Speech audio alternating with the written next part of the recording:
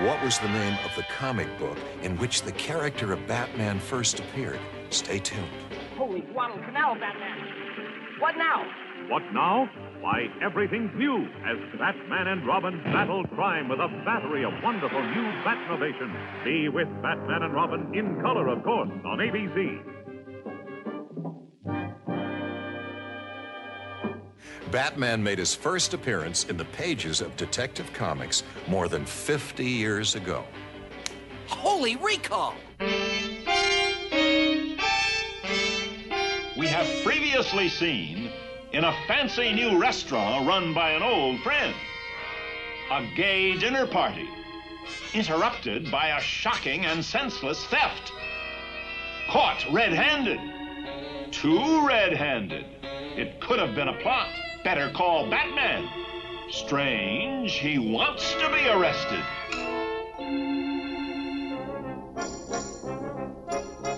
So let him go. Spy on him, find out his plans. Cold-blooded murder. A fake. Another attempt to get into the pen. What? A super crook like him in a mere city jail? What's his scheme? Got it. He wanted to contact a forger who's doing time. But Penguin broke out of jail.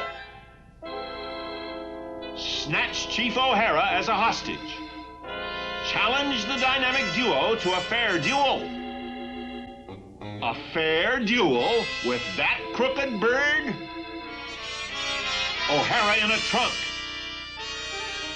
Deadly Penguin guns waiting.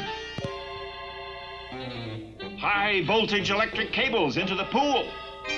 Shut your eyes. Hold your breath.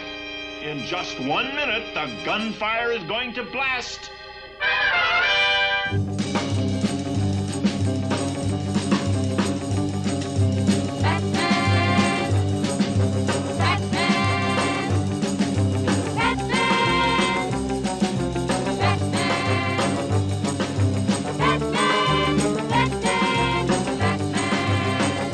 Welcome back, citizens, to an all-new episode of the Batcave podcast. It's your old bat chum, John S. Drew here, and we're back with the Penguin once again in another double episode here where once again the Penguin is trying to fit in with society. And I figure we might as well get someone who fits in very well here with society, the wonderful host of GeekRadioDaily.com, the wonderful Mr. Billy Flynn. Welcome to the podcast, Billy. Well, thank you for having me, and when exactly have I ever fit in? Well, I wasn't sure if I should say, struggles to fit in with society like the Penguin does. Oh, well, once upon a time I did. Then there's that time you grow up and realize, I just don't care if society cares or not. That's why I could walk down the street with my askew top hat going, whack, whack, whack, whack, whack. I think that's what it is with Penguin, too. I think he tries for a little while, and then he gets frustrated when, he still has his own tendencies and such, and society doesn't get him. Like, he wants to steal things. Well, that's the whole thing with the Penguin, is that people do not get him. Yeah. And, he took all of that negativity and turned it around and decided to make the world his place. And that's just what makes him such a fascinating character when, at base level, he should be the silliest thing ever. He should be the silliest thing ever, and yet, when you get the right actor, the right, writers writing him and such. And I think in this episode, it works for the most part. But I was also just going to bring up, because we were talking about it just before the show, was the new series Gotham, in which, I've seen some people referring to it as the Penguin Show. The rest of the episode can be hit or miss, but every time that he is on the screen, it is just absolute brilliance. And the whole scene where they bring Gordon down to the mafiosos for dinner and they want to tell the same story, that whole interaction, a range he has as the Penguin, is just incredible to me. And as I'm watching it, I swear to you, I can see him growing up and being Burgess Meredith. I loved how, because they took the break for the Christmas season time and such like that. And when the promos were like, Gotham is back, what was it primarily first? Penguin. Then it's like, then we had Gordon and Bullock doing their little two-bit act there. But it was Penguin. It's because we know this is a comic book show, And he's the one thing so far that is actually larger than life. He is the grandiose. He feels it on this completely other level that keeps it just from being a procedural with the name Gotham on it. I'm surprised at how much I'm enjoying it. That I can complete, because I was like, there's no way. I was like, wow, no. Actually, I'm enjoying this. Some of the little nods are fun, although I can't figure out Barbara Gordon's recasting as a character in this universe. But then the Penguin shows up and I don't care. It's like every time you just go, wait, what? Oh, there's the Penguin. Never mind. And I will have to admit, it is creepy how much that girl looks like a young Michelle Pfeiffer. You know, I was thinking the same thing. Wow. It's just like what is that? Did she have an illegitimate child somewhere that's now in the business? Because whoa, is there a clone that they saved? Because right about this same time she shows up, you got that song Riptide, and Michelle Pfeiffer's mentioned again. And it's like, whoa. Putting on my tinfoil hat, because I think there's the Michelle Pfeiffers of Brazil is the movie we're watching now. It's just spooky. I mean, how they just nailed it. And I wonder if they realized it themselves in the casting. Yeah, somebody did. Somebody had to be standing, walking out there, the big casting call.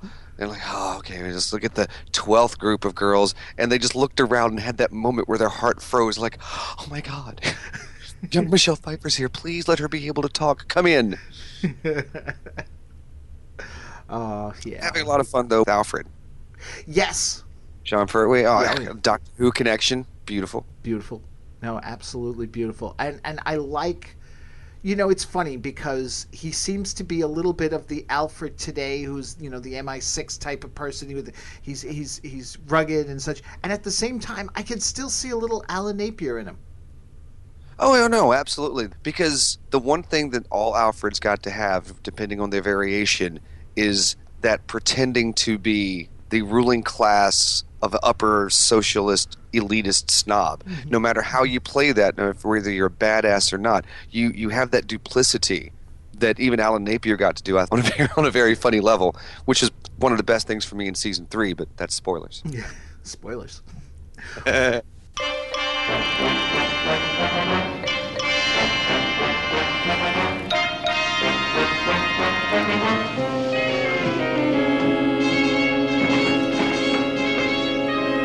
Well, let's get into this episode here now, talking about this 2-part episode, The Penguin's Nest and The Bird's Last Jest.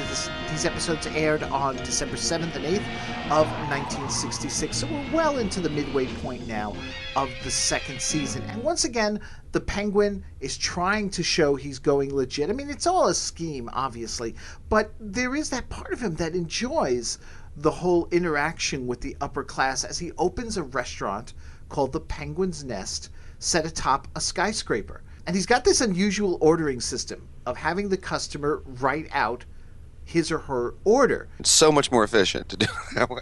So much more. Well, you think about it. I mean, unless, of course, the person's like, and I'm sorry, love, I love you, but my wife's handwriting is terrible, they're never going to understand it.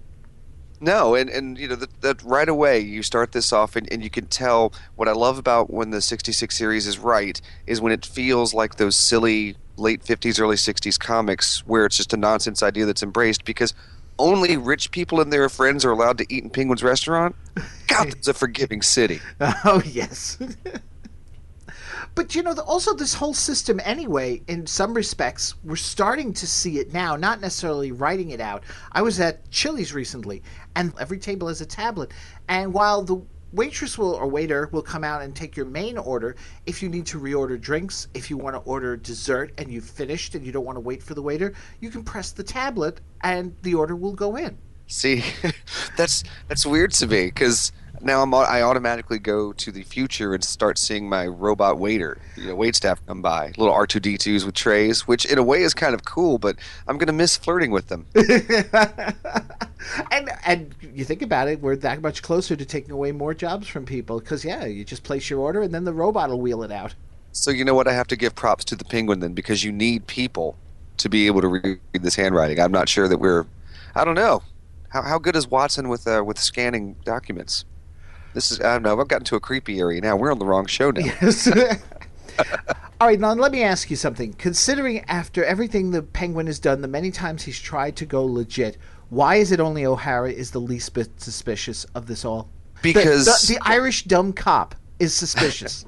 Because he's not enlightened enough to see that people can change.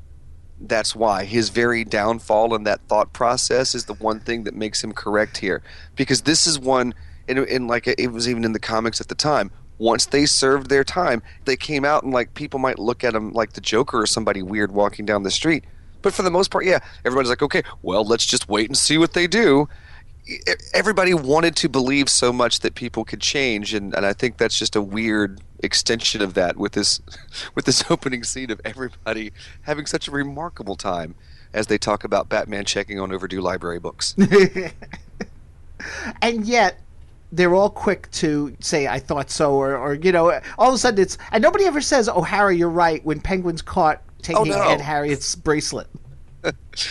And I don't know if they decided to go this deep, if it's working on a multi-layer, way, or I just see that sometimes. But it is almost like, the rich people soap opera where they all have their secrets. It's that moment where it's like, oh, well, of course. You're right. It's like they wanted to believe but wouldn't allow themselves to because they weren't supposed to think bad because he had served his time. Weird level, man. It's a weird level. And then it gets even weirder because, before he'd just be simply carted away and that's it, we're done, we caught you, Penguin, Bruce suggests calling in Batman because this is such an unusual situation here. And they're like, well, it seems a little extreme here because we kind of got for once we're good at doing this here. We got him, ourselves. He's like right there. We caught him red-handed. Well, see, that's the thing.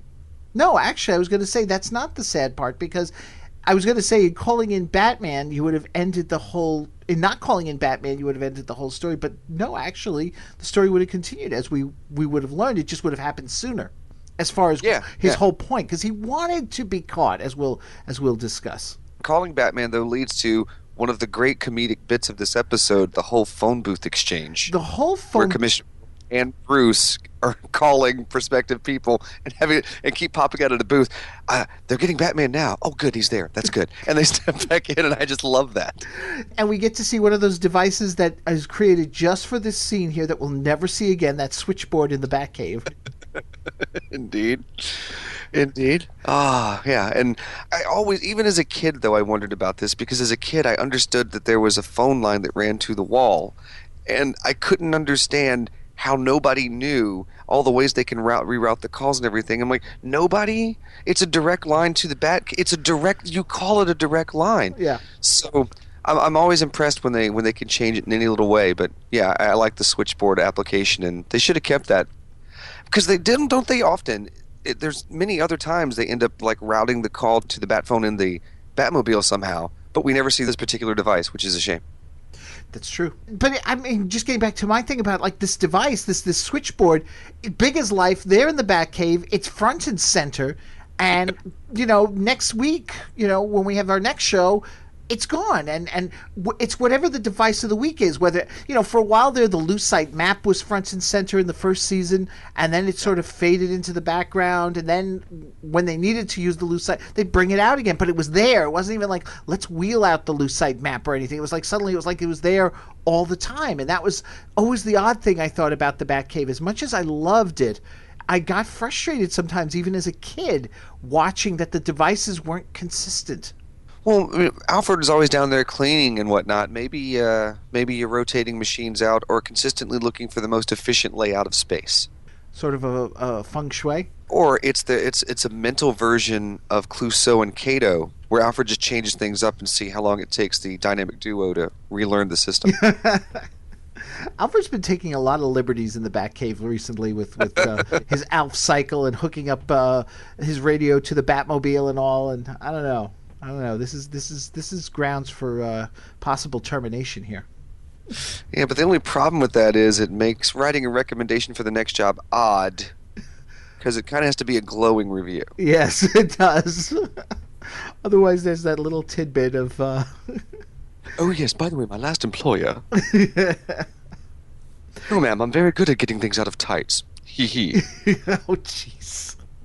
I liked this opening, but I will say it ran a little longer than usual, and it could have been cut short even just by one simple thing. Why do we have to get a scene of Bruce and Dick going back to Wayne Manor and going down the bat poles? hey, we paid for that. The kids want to see. They want to see the Batcave, so we're going to go ahead and give it to them now. I don't know. Would people have been confused if Bruce and Dick walked away and then Batman and Robin showed up and we didn't see the change? Would we have supposed to be thinking something else? I don't know. I wondered that myself because I'm like, okay, how long does it take to drive back there? Okay. Well, exactly. And the thing is that, and I mention this only because in recent days I've been, on different Batman boards on Facebook and such. Someone pointed out that in the third season, we barely ever see Wayne Manor. I mean, yes, we'll see Bruce and Dick. There's scenes with them and such, but we barely ever see Wayne Manor itself, the upstairs. There's very little to the bat poles in any of the scenes. At most, most of the time, they're already just coming out of the bat poles and hopping right into the car because we need to cut a lot of things out to save for time because it's only the 30-minute episodes. So I just thought that was interesting here after this very long and very good because it was good for Adam West and Burt Ward to have, interaction without the masks on and such, that we need to just go back home and go down the bat poles just, I guess like you say, just to satisfy the kids. Yeah, because, season 3 it is with that compression. Yeah, you don't have time for all of that. But when you start off with Bruce Wayne and Dick Grayson, everybody, all the kids, they want to see the bat pole. Boom, and come running out, switch the turbines. Everybody wants that opening. All the kids want that, so they get their toys and play around with it too, and pretend to do the same thing. Yes. Oh, speaking of playing around, when you were a kid, did you ever, as the Batman music would play, if you were watching it, if you were with friends or family or whatever, did you ever fight along with the music? Of course. Yeah. Especially, it was, I was like 5 maybe. My buddy and I, we went as Batman and Robin, my best friend and I. So the closer you got to Halloween, we're watching the reruns, we're practicing it anyway. And a couple of days we even got to do it in our costumes because they were basically ready. So that's how silly we were. Awesome.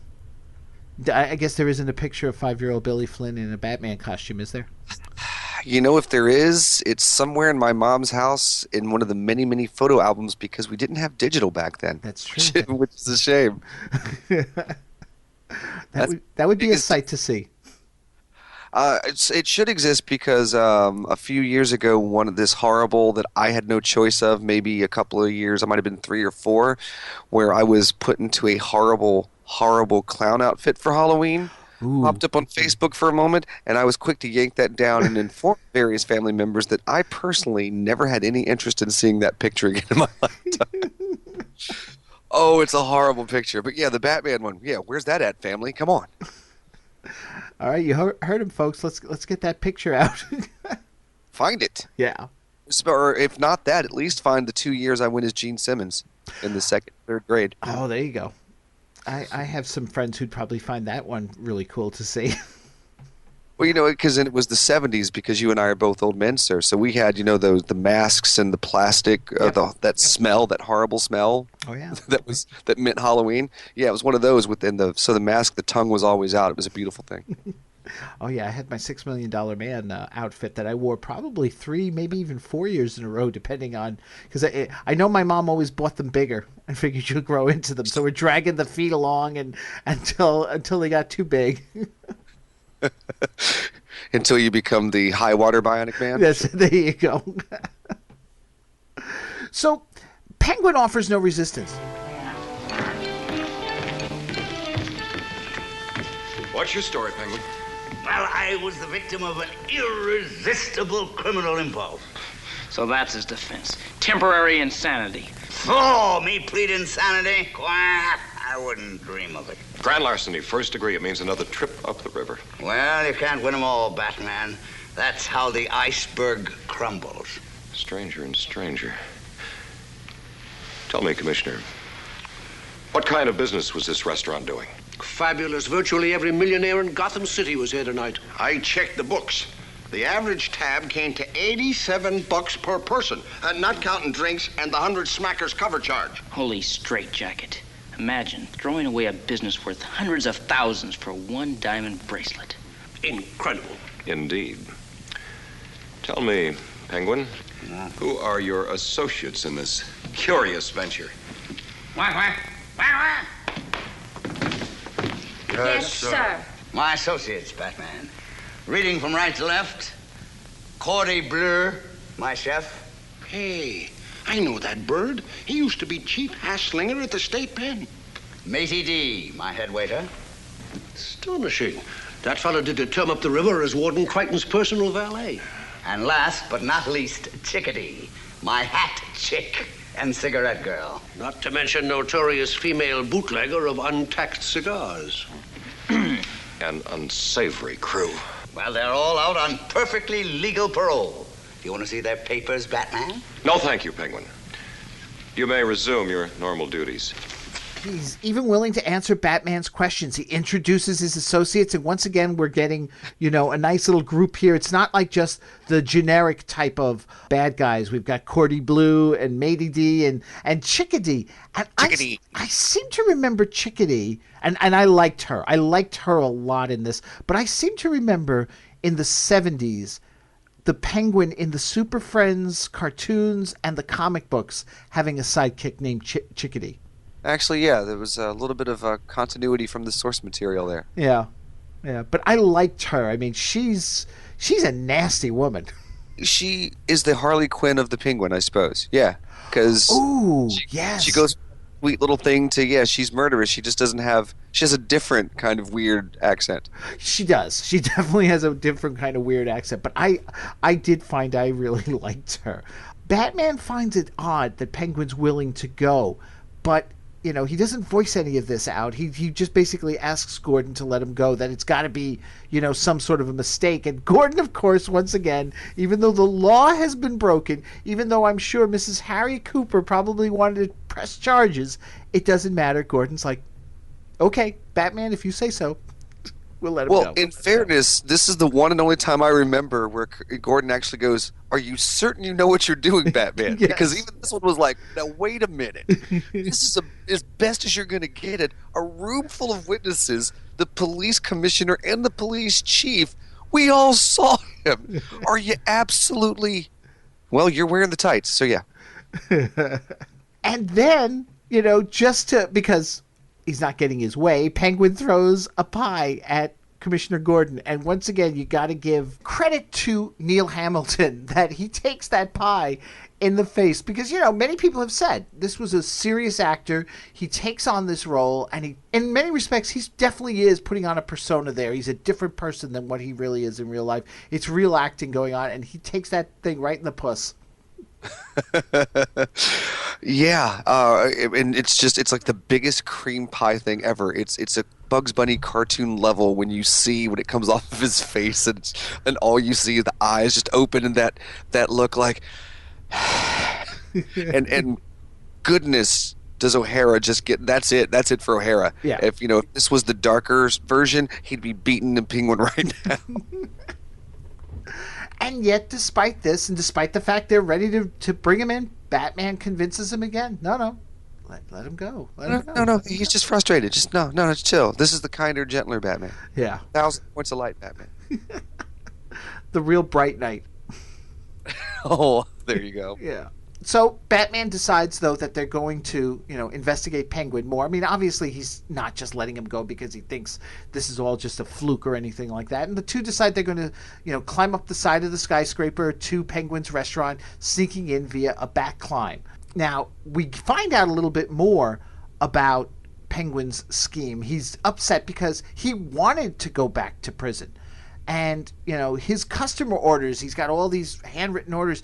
It's the key to his going back. He needs to get back there with these written orders.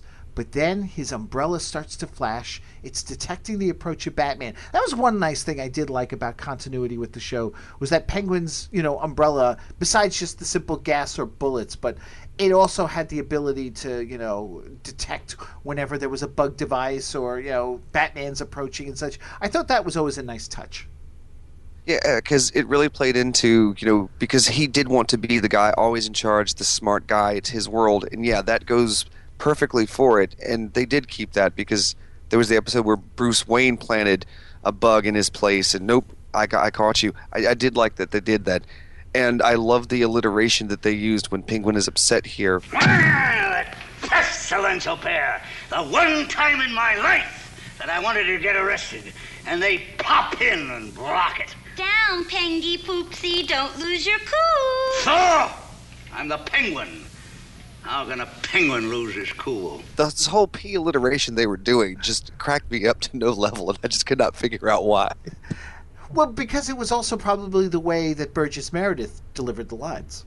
I can see, because he's so frustrated and he never breaks it. I don't know how you keep your mouth that horizontal and still have a wide range of emotions, but he does it so well. Now, the backline gets us another guest window, celebrity cameo type. It's sure a shame, Batman. A restaurant with such terrific chow turning out to be a mere front for some criminal scheme. Look at it this way, Robin. That $100 cover charge is pretty stiff. Penguin's terrific chow is hardly within the budget of the average worker. Gosh, yes, you're right, Batman. All the needy people in the world, the hungry children. Good thinking, Robin. Oh, it's you, Batman. You gave me quite a start. Yes, citizen, you may return to your harpsichord. We're on official business. Oh. This time, Lurch from the Addams Family. Which had just been canceled? Yes. Like the year before? Yeah. No, okay. only a few months before. A few months before, okay, that's what it is. Yeah, still right in the public consciousness, though. But yeah, pops up was like, Lurch! Which was the first time, other than Scooby-Doo, I'd ever seen him in color. I was going to say, this was his only live action in color. Because, wait, there's that one reunion movie they did. Did the Addams Family do a reunion movie, too? Halloween with the Addams Family, 1977. But yeah, Lisa Loring, everybody. Jackie Coogan, everybody was back. Ted Cassidy was there in 77. There was a Halloween TV movie, Halloween with the Addams Family.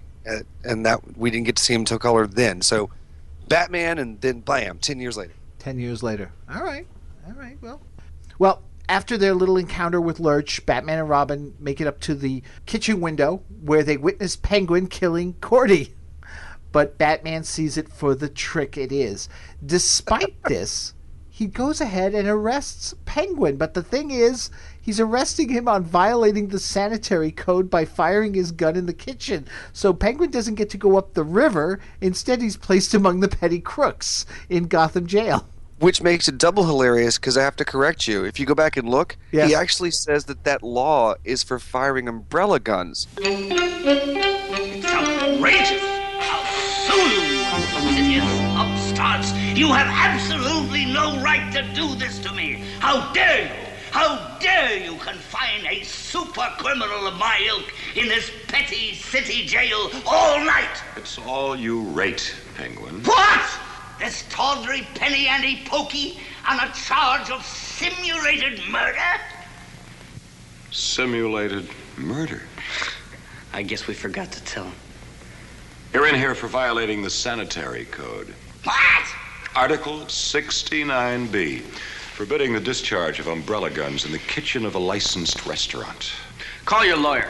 Have him look it up. So there's a specific law for umbrella guns in the sanitary code. I missed that part. Oh. Because I was like, stop. I went it back and I was like, okay, wow, yeah. I guess fire regular guns all day long. Because not subsection, because it's an actual just law for that. That's funny. I wonder. That's police squad stuff there. I love that. That's police squad, but it makes you wonder. Like, did the Penguin ever do this before? That they thought this needs to be done, or are there other rules don't get applied unless something happens? Because when I was a kid, when a marching band, like 16 or 17, we're staying at a hotel on a band trip, and there's a little hot tub. Hey now, and there's a sign that says "No lifeguard on duty," and I'm like, wait a minute. That means somewhere there's a hot tub lifeguard. So there wouldn't be a sign otherwise. Don't panic. Now stand up. So yeah, there's got to be. He must have tried it once before. Yeah. Or a penguin impersonator. Now, the next scene is a scene that many people might argue is what was so dumb with Batman, but it's what I thought was actually charming about Batman in a way, is the naivete of people sometimes. Like in the Batman movie when Batman admonishes the Admiral for selling an atomic sub without a proper mailing address. Yeah. But again, this was the kind of thing in the comic book. It was just this broad generalization that, kids at the time, this was all for kids. So who thought about that? Well, of course, that's the way it works. Of course they do stuff like that. And the crooks are smart enough to take advantage of it. Of course that's how they do it. I love that Batman has a direct line and knows the nap schedule of the warden. Knows the nap schedule, and when he takes his nap, he gets into his jammies. Gets into his jammies, has a little bed right there, never leaves the prison because the warden works there, lives there. Of course he does. Makes perfect sense. You don't think about it. But once again, with Crichton's liberal policies there for rehabilitating the criminals, he gives crooks access to blank checks as a means to teach them about personal finances. And Batman's like, I don't know about that. While I do appreciate your penological approach, I think maybe this time. This is all about people questioning each other. Are you sure we're doing the right thing on this? Mm-hmm. I don't know if that's a deeper meaning for society at the time. I don't know what was going on for us to have to... Are we sure about this? Oh, man. Back at the cell, Penguin, he's clearly been in contact with his people because they've got a plan to get him out of there.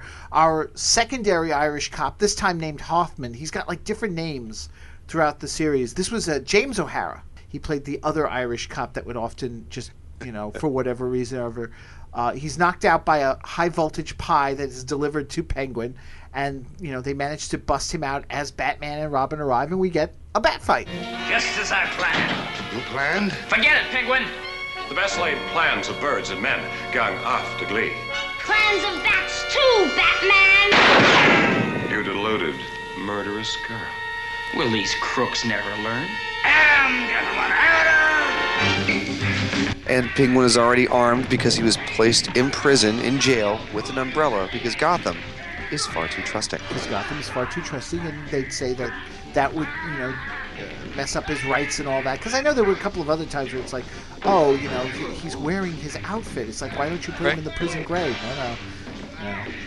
The Joker had to play ball in prison gray. I don't see why the Penguin... It would have been really funny, though, if they had the exact suit, but in prison gray. Yes. There's one shot during the fight that I love, and I always keep meaning to just grab it as a picture, because it's almost like a snapshot, like a postcard or something, where Robin grabs Penguin's nose, and Batman comes running up behind the two as he's got a hold of the nose, and he's got this amused look on his face. And I just want to freeze that picture. I need to do that as part of the show notes for this episode. Dynamic duo, look! And we see how nasty Chickadee can be as she gets the drop on O'Hara there, and they manage to escape with him as a hostage. There's real tension in this. There's a gun. There's an actual gun in Batman being used in a nefarious way. That's fantastic. Well, we're back to... the earlier episodes with the guns. It's not just knockout gas or sleeping darts or something like that. Last episode we had Shame, and he manages to shoot Robin in the foot. And that brings it that extra note of realism. That's what I think what makes that work so well, and why I would argue that this doesn't downplay violence, because for all the gas and the tricks and the gadgets, when the gun comes out, it's like, oh, now it's serious. Mm-hmm. The two get a call from Penguin, who challenges them to a duel for O'Hara, where O'Hara will be dropped into a pool that's going to be electrified. But as they approach, we also find out that they're going to be shot down in a hail of bullets. So then more gunplay. Crossfire and electrocution. Looks like the end. Have our heroes ever been in a nastier spot? For the chilling climax, tune in tomorrow. Same bat time, same bat channel. Batman and Robin, stay away! For your own sakes, stay away!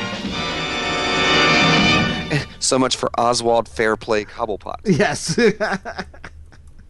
Was that what he called himself? Well, he said fair play. Well, Batman, that's my middle name. So, okay. Chesterfield, there's too many syllables. So yeah, Oswald Fairplay Cobblepot. Oh man, and I this is like one of those scenes. This whole part here, when with the resolution of the cliffhanger, because that's what leads up to it. It's O'Hara who's in danger this time. Yeah. I don't think we've ever had either him or Gordon in danger before. I couldn't remember them having to race to save somebody other than one of them or themselves, just in general. Well, there was the episode, they weren't racing to save her, they were trying their best, was Aunt Harriet in the Zelda the Great episode. Oh, that's right, yeah. But other than that, no, it's usually, I think it's always been Batman, Robin, Bert, or Dick, in some sort of trouble. Bert or Dick. It did bring a new thing to it because, we don't know that we can't lose that character. Batman and Robin are always going to get out. But this isn't Batman. This isn't Robin. So it's like, ooh, there was real danger here. Yep. The boxes dropped into the water as the bullets begin to fly, but Batman gets the bat shield up. Penguin's from his utility belt. From his utility belt. Well, And it unfolds like, oh my gosh, that thing holds everything. It must have been the buckle. It has to be the buckle. It's a TARDIS. No, I like it. Yeah, sure. Compression gas, like the Flash used to shrink his costume down to fit in his ring. I always thought that was the coolest thing with the Flash, with the compressed gas and the costume and all. Well, Penguin's about to pull the switch when Batman knocks him back with a bat pellet. The two advance towards the wires, and Batman reverses the polarity with a bat inverser. Yeah. So the man's got great aim. He's an electrical genius. Yeah. If there's ever a Batman Star Trek crossover, I can't wait to see what him and Scotty do. Yeah. All we needed him to say is reverse the polarity of the neutron flow, and it would have been perfect. Don't cross the streams, Ray. There you go. Oh, man. Batman's the doctor, because he's reversing polarities. He's got, changeable sized utility belts. Absolutely. Batman is the doctor. Batman is the doctor. That's it, folks. We're done. We figured out why I like this show so much. Out. Oh, well, Penguin pulls the switch, and with the polarity reversed, the water repels the metal of the trunk. So O'Hara is saved. And then Batman arrests the Penguin for illegally electrocuting someone in a swimming pool. Meaning, there's a legal way to do it. There are ways to do it. There's specific laws. Specific. If you're feeling particularly frustrated and you've got some jumper cables in a pool, I don't know. Oh, man. And what I like is, once again, Batman's counting bullets. Yes. He did that in Shame as well. Well, it's that memory. He knows his machinery. He knows what's going on. That's what makes him the ultimate. That's why no one will ever take down the Batman. Yeah. Pure West. Once again, like the trial scene too, because it's akin to the Penguin episode where he was running for mayor, because Penguin accuses Batman of conspiracy. Where's Mr. Jefferson Hamford, the district attorney? With your permission, Judge Moot, Mr. Hamfurter has asked me to represent the people. Of course. It will be an honor, Batman. Will the prisoner Penguin rise and state how he pleads?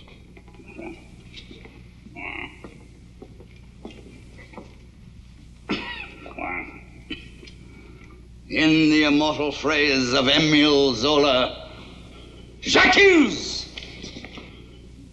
What? You accuse? Indeed, Your Honor. I accuse Batman and Robin and the Gotham City Police Department with conspiracy to deprive me of my lawful rights. Nothing. On what facts do you base your grave charge, Mr. Penguin? Well, early yesterday evening, Your Honor, I was apprehended in the act of heisting a diamond bracelet from the wrist of one Mrs. Harriet Cooper. And although my guilt was manifest, Batman and Robin prevented my arrest. Astonishing. What do you say, Batman? It's quite true, Your Honor. I felt in this peculiar situation... He felt! Under what do we live in Gotham City, sir? Do we live under a code of law? Or do we live under a costumed madman's feelings? Point well taken, Mr. Penguin. Thank you, Your Honor. Your Honor, I object to... Objection overruled. Continue, Mr. Penguin. Thank you, sir. As a law-breaking citizen, I had, and I have, a clear right of admission into the Gotham State Penitentiary. Quite so, quite so. Now, deprived of those rights, I had no other recourse but to protect myself by any means at my disposal. In other words, the acts of which you were accused were merely a citizen's reaction to illegal police conspiracy. Solomon himself could have put it in no neater nutshell, Your Honor. But, Your Honor, kidnapping, mayhem, the attempted drowning of our beloved police chief. Holy flip-flop! What's happened to justice? You call attempted mayhem a normal citizen's reaction? Enough, Boy Wonder. I fear you're out of your depth in these thorny matters. Way, way out. Now, our code of law is the cornerstone of our society.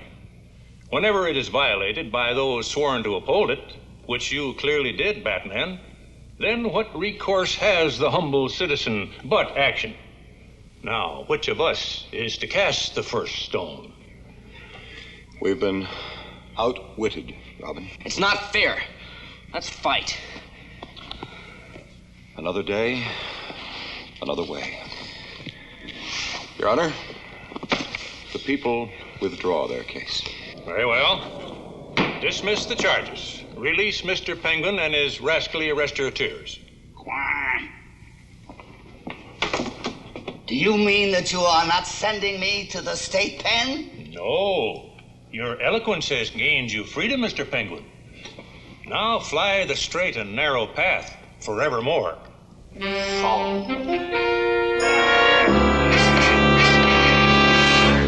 None of this would have happened if Batman had just done his job.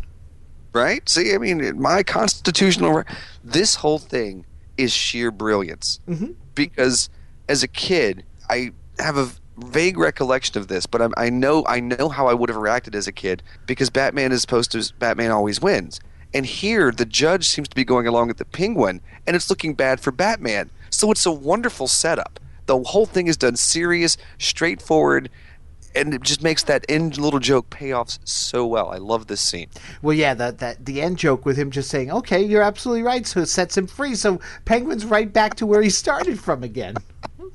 You've won this time, Penguin. Yeah, so the Abram brothers, they must have loved this. This is exactly where Police Squad came from, is watching this Batman series. Because this, when it's done right, everyone's playing it straight, and it goes to this absurd place, but everyone's still straight about it. It's comedic genius. It's comedic genius, and then it gets... I don't know. I've always been of two minds of this, because Penguin and Alfred have a history. And Batman decides to send Alfred in as Quilch. Yeah. You know, and this, I forgot about this. Yeah. I forgot about this, and my jaw drops. My jaw just completely drops when Alfred pops those glasses on and the Penguin freaks out, and I'm like, oh. And I'm like, what? Oh, that's right. Yeah, because there was a couple episodes. Oh my God, there's continuity. I had completely forgot about that part of the show. There's continuity, but it's just so strange how it isn't until he puts on the glasses. And, like, Penguin doesn't realize it, or for that matter, that Batman would even think about using Alfred at all. Unless, of course, you know, there's a Joker episode where Alfred has to be his cousin Iggy, his cousin there, and he's got the voice like this, and at the end of it, Aunt Harriet shows up, and she's like, "You're Alfred," and he's like, "No, doll, I'm not." And we never hear about him again either. It's a shame. No, we don't. It's a shame. I love that it goes to show that siblings like that, for all their differences, they're exactly alike. Because even though they live their own lives, they have the same taste in eyewear. Well, since the ploy to have Alfred go in as another, you know, counterfeiter doesn't work, like you said, he uses the gas, captures Alfred, and, you know, it's been a while now. Batman's worried, so they head off to the restaurant to see what's going on. I would have thought if you sent the man in, you'd be waiting outside down below, not back at the Batcave to see what the results were going to be. How far are you from Gotham City? We see that sign every time you drive in, and I don't care how fast your atomic power battery is going. I don't care how much of the flames out there. Yeah, Alfred kind of needs your help there, because the Penguin's on top of things. Not only does he have fingerprints on file for everybody at his place, which is beautiful, but he's got cover stories ready. The Moldavian food poisoning. Yes. That's enough when you get outside. I mean, done right, we would have had the whole thing quarantined off and people couldn't get in, which slows Batman and Robin down. But yeah, no, they should have been downstairs. This was basically a stakeout. This is evil villain mode where you assume everything's going to be fine and just stay away. Yeah. But I did like the fact that Penguin, for once, doesn't figure, because Batman's used Alfred before, and Alfred's known, or not Alfred, but Penguin's known that Alfred's done this. Instead, Penguin figures out that it's the Gotham City League of Bankers, led by Bruce Wayne, that sent Alfred in as a counterplot against him for some reason. I thought it was hysterical, so he orders Alfred be baked into a butler pie. Yeah, my thought there was, I guess because Batman and Robin, because everyone is usually quite obvious about what they're doing, Penguin knew where Batman and Robin were coming from. So obviously, of course, this is a completely different type of attack, so someone else must be behind it entirely. The only way I could rationalize that in my head. But I did like the idea that he was concerned that the bankers were against him because he figured out his brilliance. I like that. Yeah. And then I like that we get something from a comic book, again, that's silly but dangerous. Because, yeah, Alfred's in real danger at this moment because he could be cooked alive in a pie. Yeah. And then I love how the two, Batman and Robin arrive. It's too late. They've already gone with their pie and all. And they just find the remains of the baking in Alfred's bowler hat. Yeah. It's like covered in some flour or something. That would have been nice. But yeah, and you get this whole weird moment where they have to continue to play. This is where you stretch even a little kid's believability in Bruce and Dick being there, and then Batman and Robin being there, and so on and so forth. Oh, you mean over at Wayne Manor? Yeah. Yeah. No, you know what, though? I loved it. There you are, Mr. Wayne. Good day, Miss Wayne. And good day, my boy. Welcome to both of you. My, what an extraordinary pastry. The biggest I've ever seen. Yes, its name is Humble Pie, Mr. Wayne, and you are about to eat it. You don't say. Yes. Mr. Blue, prepare to light the burner. Now, inside that pie is Quill Pen Quirch, the famous British forger. Why, you... Steady. Dick, I'll handle this. And he will be cooked before your very eyes, millionaire Bruce Wayne, the banker's friend, unless you compensate me to the tune of $1 million cash. Now.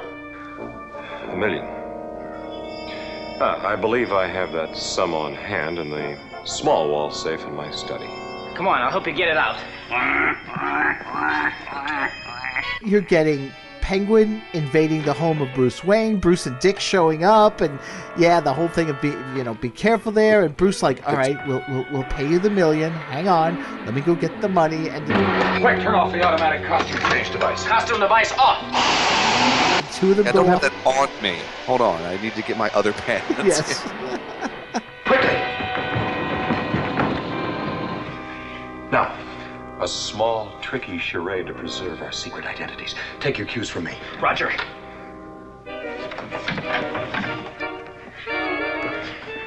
Look, Dick.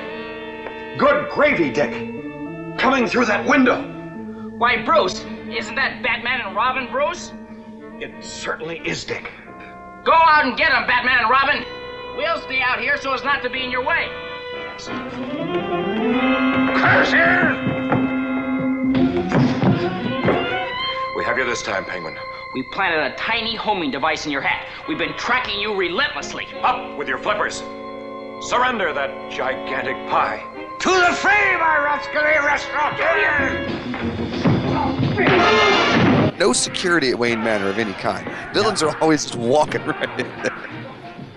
You would think after the first time it happened that they would, beef up security. But then again, if you had security there, there's a good chance if the security person is worth their stuff, they're going to figure out the Batcave after a while.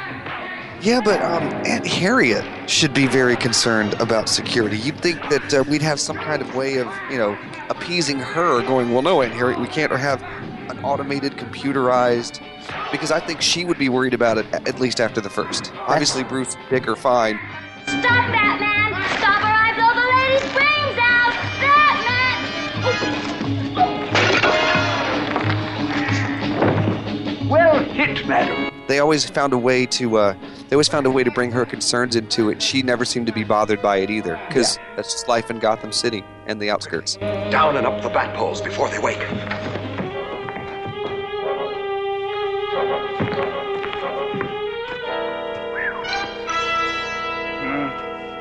Good gravy. That must have been quite a battle. Yes, indeed, sir. Too bad you missed it. Where are they, Alfred? I'd like to give them my thanks. They departed through the window, sir, in some haste. Oh, and sir, they asked me to give you a message. Should you ever again come up against such a criminal as the Penguin, don't endeavor to capture him yourselves. Call the police. The job of crime fighting is theirs. But this thing had the bat fight, and during the bat fight, I love the whole thing where Aunt Harriet smacks Chickadee over the head with the vase, and there's Alfred just going, "Well hit, madam." That's good, because again, this is back in the day, a guy can't hit a woman. So yeah, Aunt Harriet got to get involved. She got to get her hands a little dirty there, and yeah, that's funny, just Alfred's expressions to that while still in a pie. It's really nice.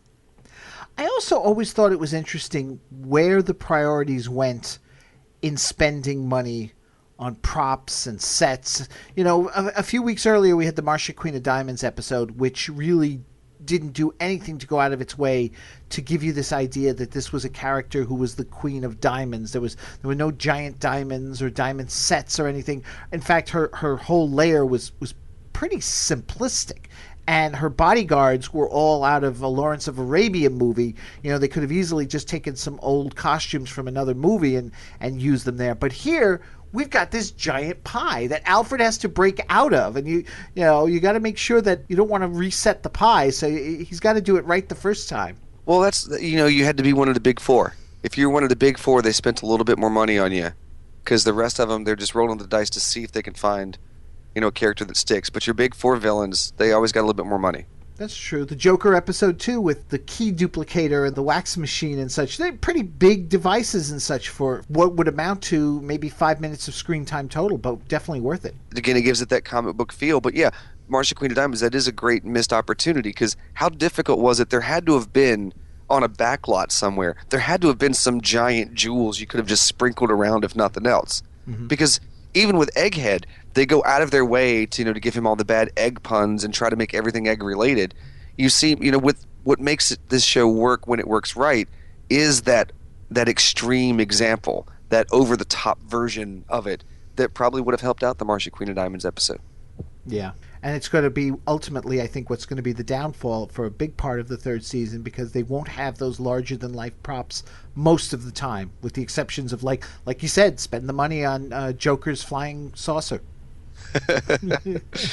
Hey, kids love UFOs. That's a moneymaker. Yeah. Well, after rounding up Penguin and his gang, we find out that Penguin is going to go upstate, but Ballpoint isn't going to be there. Bruce has gotten him paroled, where he will teach penmanship to underprivileged children. But that's okay, though, because the Penguin still has the handwriting samples in his umbrella, because Gotham is still too trusting. It's still too trusting. He just needs to find another forger at some point if he's patient. Yeah. So this could still pay off for him. Although I have to ask the question, much like they asked Dr. Evil in The Spy Who Shagged Me, you're charging $100 cover just to get into your restaurant. Penguin, I think you should have been top chef and just let it go, my brother, because you were doing well. The bill came to a ridiculous amount when they went over that bill. Now, did you know who played Ballpoint Baxter in that episode?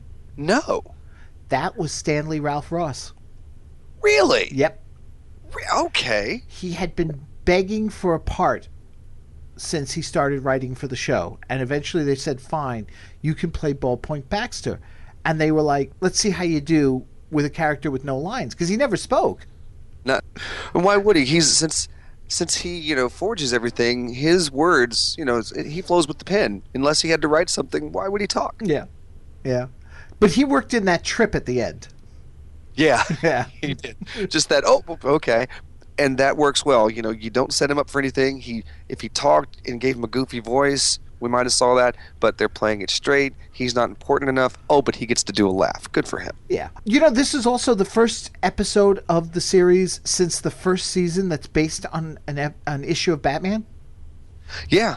When you can try to adapt those, there's a lot of silly stuff in there to get right. It's less difficult for the writers to come up with nonsense when they're like, look what they were publishing in this.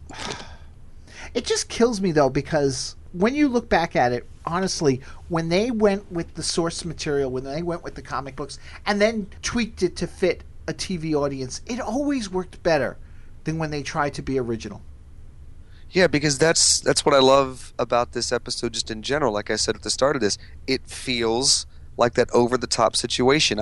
I remember one of the Penguin comics from the 50s is his aunt comes to visit and she thinks that he's a legitimate businessman. So his hideout, his umbrella shop, is a cover for his stuff, so he has to pretend to be a regular person for her, and all the other crooks in town think that means he's like switched over and is with the cops. So to see that aspect of it where it's like, oh, okay, well, no, everything is completely normal and fine, but what's really going on was always fun to try to get as a kid. We mentioned the goons before, and one thing I just really wanted to point out was the character of Matey D, the maitre d', Vito Scotti. Okay. Well, I did not catch that either. Oh my God, Vito Scotti from several episodes of The Bionic Woman. He appeared in Lost in Space, I believe. Oh, I love Vito Scotti, and he gets his moment there during the final bat fight where he's kind of like oh, and he just gets whacked by Robin. I loved Vito Scotti as an actor. He was always a lot of fun. Yeah, that I love their names. They cracked me up because I don't know what about Matey D and Cordy Blue especially. Cordy Blue, like, okay, that's a brilliant example of this show because kids don't get that joke and adults do, and that's good for you. Yeah, that's love. And it just fleshes them out just a little bit more. They're not just the standard, them in a black shirt with Goon 1, Goon 2, which can be funny the first time around. But when you're doing it with several episodes, this was nice because they all had their own outfits. They all had their own personalities. They all had original names. I really appreciated it. It rounded out the whole Penguins, goon squad, I guess, best way to say it. It rounded out nicely. Yeah, and because we got to hear their story a little bit, who they were, why Batman knows of them. And you realize that how great these people are because they have an incredible work ethic because it's just the four of them running a restaurant that's making a ridiculous amount of money. Making a ridiculous... Well, see, I guess you could never convince Penguin to keep it up, though. I mean, he's making a ridiculous amount of money. You'd think that would be good, but it's like they're working their butts off for that money when it would just be so much easier to forge checks. Yeah, see, because that overall that doesn't work for Penguin. Penguin has no problem with money, but he really doesn't want to work for it. He wants to earn it, but he doesn't want to work for it. What's your favorite Bat gadget? Wow, in this particular episode? Yeah. Or was there?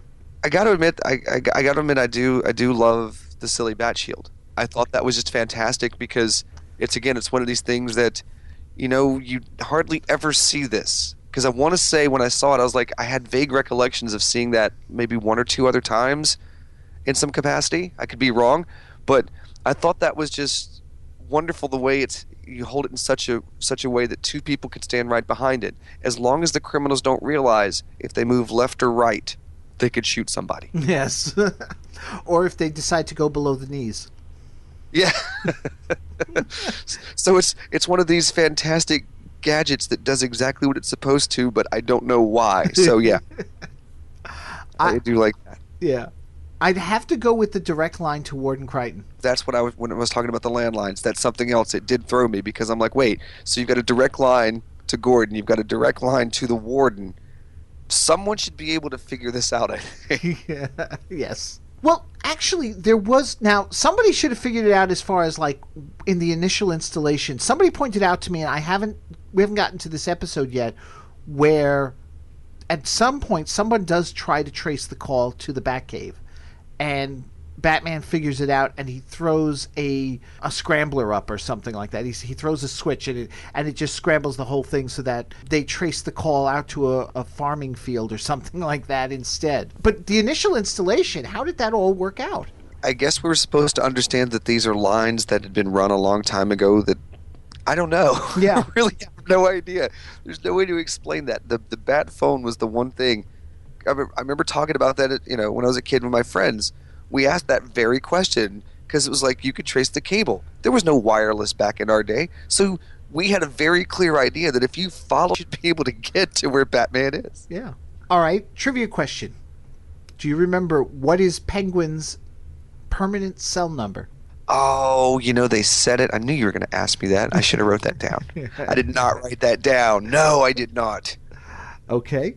It's P1. That's right. P1 for penguin. Duh. Yeah. And his cell was going to be next to Ballpoint Baxter's had he been, sent up the river, but they got him out. They got Ballpoint out. Now, see, there again, why did it take anybody else that long to figure that out? I'm no brilliant detective in the world guy, but if you need everybody's handwriting and the penguin wants to go to jail, I think I could have put that together relatively quick. Oh, wait a minute, where's he going? See, who's in there? Oh, look at there, a forger's next to him. Hey now, let's wake up the warden and ask him about it. Let's get him out of his nap there in his jammies. All it needed was like some kind of the do-do-do music playing in the background.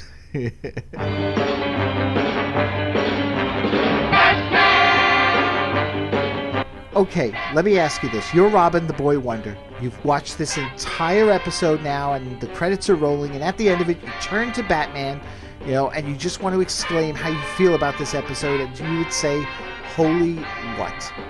Wow. To describe this whole thing. Holy murky ink, Batman! Oh, there you go. Ink stain. I was like, if I say ink stain or ink spot, you're gonna try to twist that and think I mean something I don't, because you have a naughty mind, sir. But you liked the episode. I did. No, I loved this. Yeah. This was to me, it's a shining example, because season 2, you start to see the person behind the curtain a little bit. You see the sewing problems. You see the problems in the show. This was just a glorious romp from the beginning, the whole way through. It kept asking you, what is going on? What is happening? It's the strangest thing in the world when a villain wants to get caught. So it's on a ridiculous level, and you can't help but get engaged with it. I mean, everyone's having a great time. Chief O'Hara even gets to question Batman. I had to write it down because he becomes a pirate.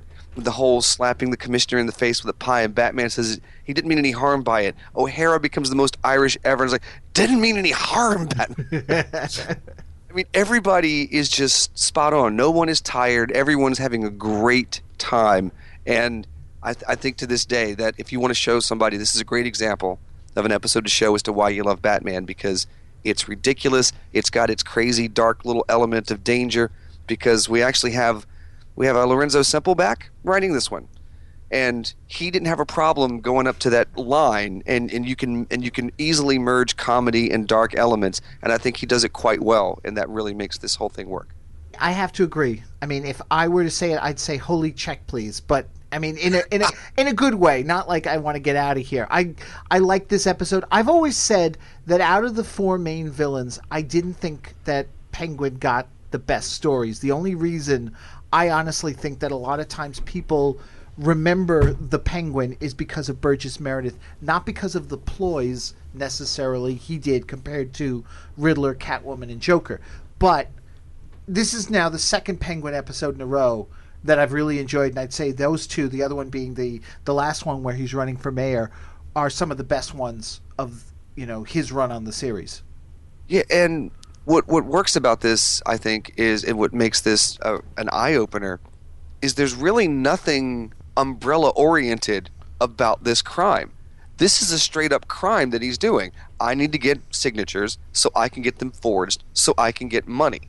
It doesn't play to his motif that has been established with, there's nothing bird-related. It's just, this is me, I'm a crook, and I want my money. And when you get to see him removed from, like the Riddler's always going to have riddles, and the Joker's got the zany, this is just a straight-up crime.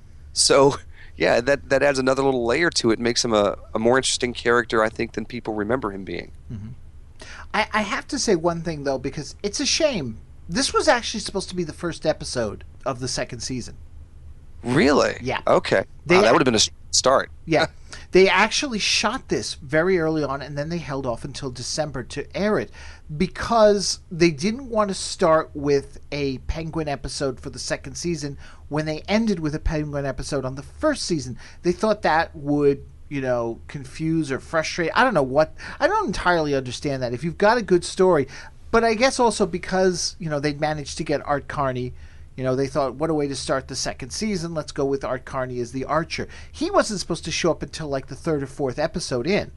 I think that would have made his episode work better because, you wanted, you want one of the big four to kick things up. You're kicking off your season. How can you start with somebody that you don't know? That you don't know. Well, because he was Art Carney, though. So it's like, it's once again, this right off the bat for the second season, we're starting off with, and this is going to be the thing, it's going to be more about what's the name we can get in and not what's the story we can tell with a great villain.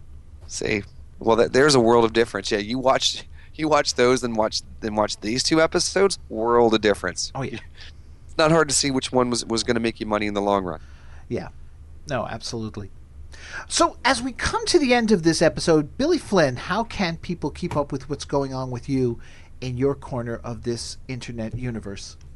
Well, the biggest one, of course, is stopping by the site at geekradiodaily.com. We've got the Daily Show back now. It runs, it's a 15-minute-ish or so podcast that runs Monday through Friday, which, as I say, makes us more daily than the Daily Show. Huh? Give me that.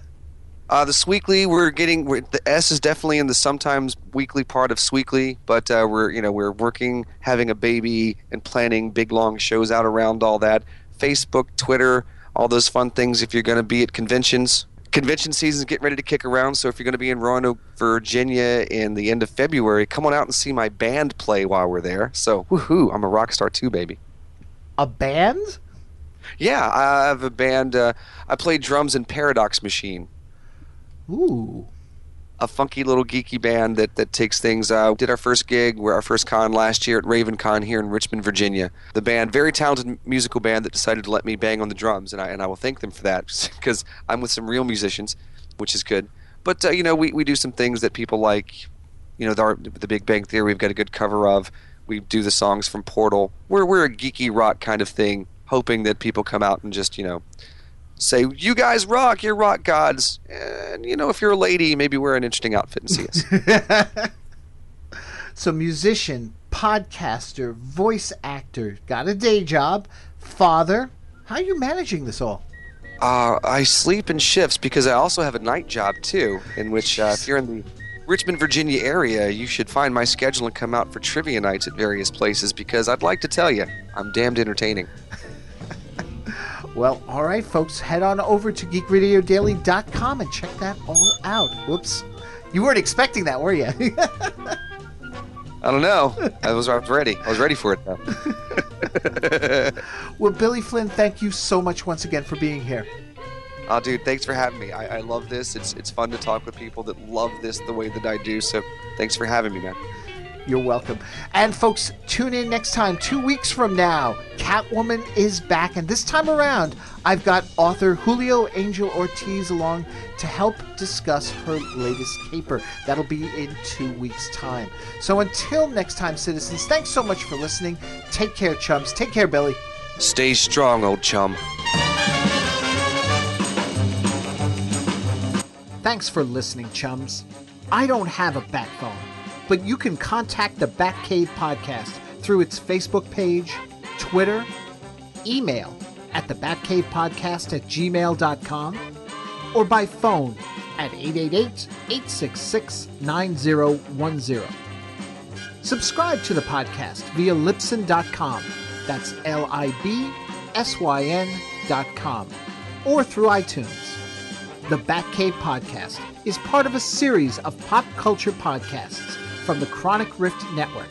Find them at chronicrift.com. So until next time, citizens, same bat time, same Batcave Podcast.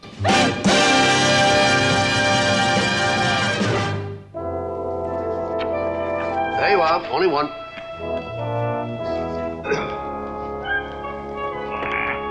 Triumph at last. We're being sent to the state pen. Rendezvous with Ballpoint Baxter in the next cell. You've still got the handwriting samples, Pengy? Of course I do. In the handle of my tricky umbrella. Morning, Fish. Oh, hello, Bruce. Has my man arrived? He should have been here by now. O'Hara went to get him. Oh, here he is now. Ballpoint Baxter. That's right, Mr. Penguin. I've just secured him a parole. Mr. Baxter's going to teach penmanship in one of the Wayne Foundation camps for underprivileged children. Oh, no. What about the underprivileged criminal? All right, you crooked birds, let's get moving. Come on.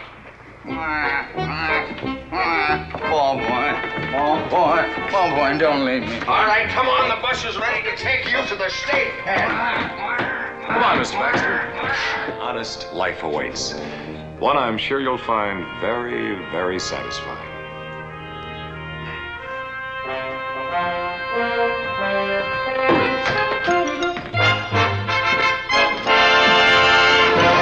If a bird can get arrested by potting a police commissioner with a pie, what chance with those piddling ploys? Pengy, look! The handle of your